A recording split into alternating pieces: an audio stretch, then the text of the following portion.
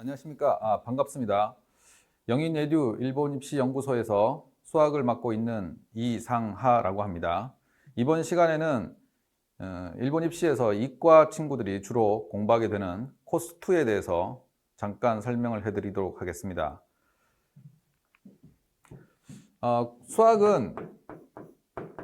일본 수학은 이과 친구들은 수학 1A, 2B, 3 이렇게 해서 1학년, 2학년, 3학년 내용이라고 보시면 되고요. 이과는 이 내용을 전체를 다 공부하게 됩니다. 이 중에서 1A에 대해서는 코스 1에 대한 설명을 자세히 보시고요. 이해하시면 될 것 같고요. 어쨌든 코스 2에서는 1A도 시험에 문제가 출제되기 때문에 코스 2는 코스 1에 해당되는 1A랑 2B랑 3에 대해서 모두 나온다고 보시면 됩니다. 전반적으로 일본 입시는 한국 입시랑 크게 다를 바가 없지만 특이한 점은 복소수 평면. 이 복소수 평면은 한국 입시 어떤 분야에서도 나오지 않기 때문에 이 정도가 조금 더 차이가 있다고 보시면 되고, 이과는 전반적으로 한국 입시에다가 이 정도 추가된다고 보시면 됩니다. 다만 미적분의 난이도는 훨씬 더 높다고 보시면 될 것 같습니다. 그렇지만 전반적으로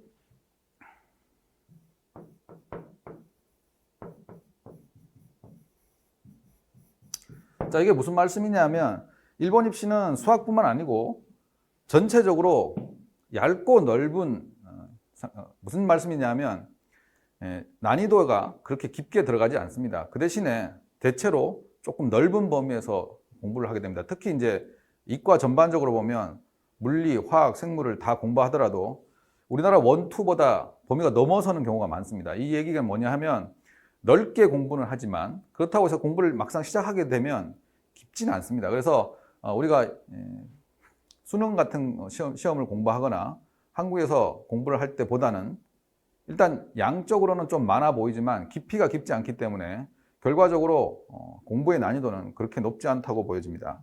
자, 그래서 범위 자체는 한국 입시에서 좀 더 추가되고 조금 더 어렵지만 전반적으로 보면 얇고 넓은 상태이기 때문에 딱히 크게 고민할 것은 아니다라고 생각이 됩니다.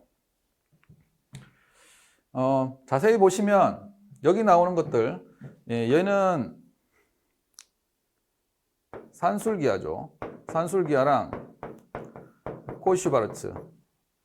그런데 여기 이항정리가 나온다고 해서 우리가 흔히 얘기하는 이항정리 전체, 그 주변의 통계를 전체를 공부해야 되느냐? 그건 아닌 것 같아요. 여기는 아주 간단한 이항정리, 이항정리를 할 수 있는, 개수만 찾을 수 있는 것만 이 범위에 포함되기 때문에 아주 간단하다 이렇게 생각하시면 됩니다. 나머지는 이거는 이제 우리나라 고1 때 배우는 조립제법에 해당되는 내용입니다. 그러니까 계속 말씀드리지만 깊지 않고 얇고 넓다는 생각을 가지고 접근하시면 훨씬 이해가 빠를 것 같습니다. 이 내용은 이제 고1 공통과정에 있는 원의 방정식. 궤적은 자취죠, 자취.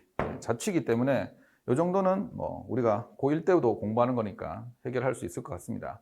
지수로그 함수 한국 입시랑 거의 비슷하고요.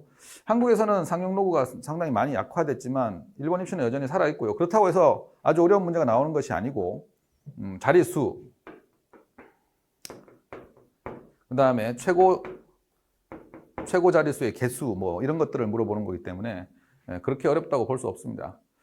상하함수는 뭐 한국 입시랑 거의 비슷하고요. 여기서 미분은 수학 2에 나오는 미분은 얘는 이제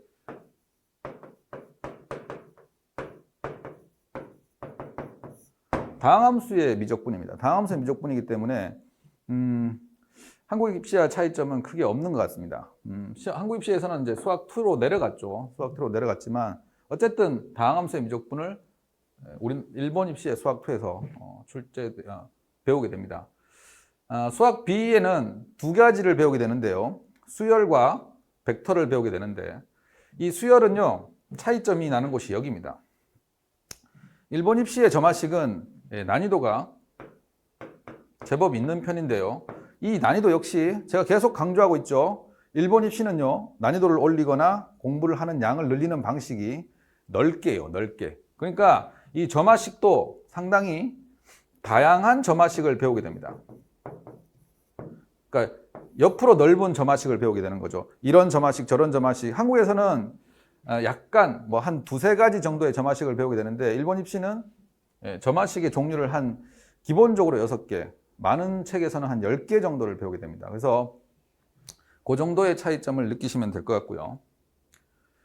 자, 벡터는 이제 한국 입시가 계속 교과 과정이 바뀌게 돼서 공간 벡터가 지금 사라지게 되죠. 이렇게 공간 벡터가 이렇게 사라지게 됩니다. 그러면 지금 조금 느끼시는지 모르겠지만 한국 입시는 지금 이과에서 수학 범위가 점점 줄고 있고 일본 입시에서는 그대로 이제 이렇게 예전에 한국 입시에 이과 애들이 배우는 과목들이 그대로 유지되고 있기 때문에 점점 실제적으로 공부 양 자체는 일본 입시가 한국 입시보다는 수학적 양이 많다고도 할 수 있는데 한국 입시도 사실 가만히 들여다보면 좋은 학교를 가기 위해서는 여전히 이런 것들을 다 공부해야 될 것 같습니다. 아직 이제 교과 과정이 바뀌기 직전이라서 잘 모르겠지만 그렇지만 일본 입시에서 가장 많이 나오는 것은 한국 입시랑 조금 차이 나는 것은요.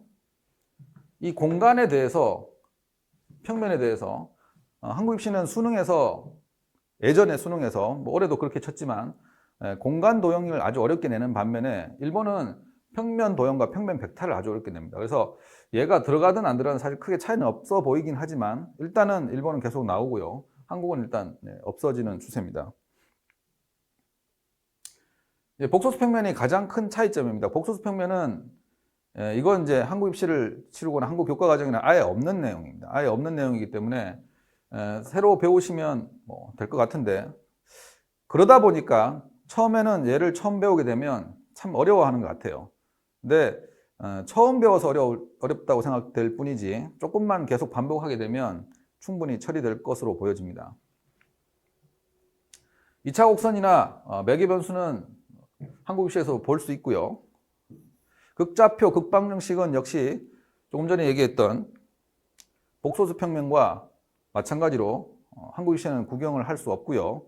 근데 대학을 가면 다 배우게 됩니다. 대학을 가면 다 배우게 되는데 교과 과정에서 차이점을 한국 입시라고 차이점을 얘기하자면 그렇다는 말씀입니다. 극한은 뭐 이게 여기 왜 있는지 잘 모르겠지만 미적분이 일단 다항함수 미적분을 다 배운 상태인데 얘가 또 왜 나오는지 잘 모르겠어요.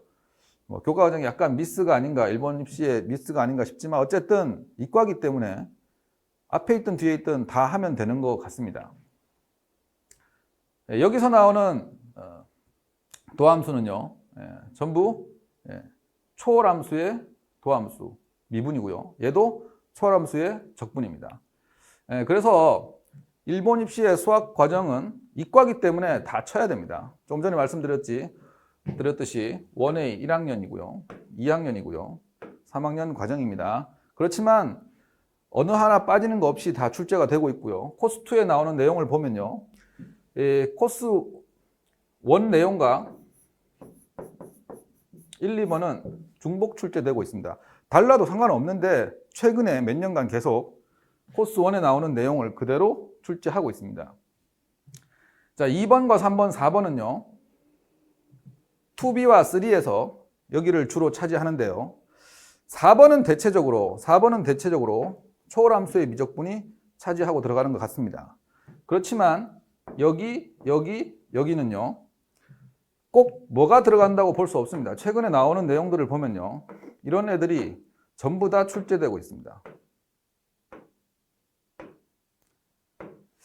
딱히 어떤 거 하나, 이 친구 하나만 잘 모습을 보이지는 않고 있고요. 나머지는 전부, 그런데 사실 얘도 문제 속에서 산술기하 정도는 반드시 나오고 있기 때문에 어떻게 보면 얘만 이 자리에서 박혀서 무조건 유지가 되고 있는 상태고요. 나머지 세 문제는 이 친구들이 돌아가면서 나온다고 보시면 될 것 같습니다. 그래서 일본 입시의 이과 수학은요. 처음에도 말씀드렸지만 가늘고 얇고 넓다 계속 이렇게 생각하시면 됩니다. 공부하는 것도 얇고 넓고요. 출제하는 것도 얇고 넓습니다. 그래서 빠짐없이 공부하시는 습관을 들이시고 반복하시면 고득점에서는 크게 문제가 없을 것으로 보여집니다. 예, 이상으로 코스2의 설명을 마치겠습니다.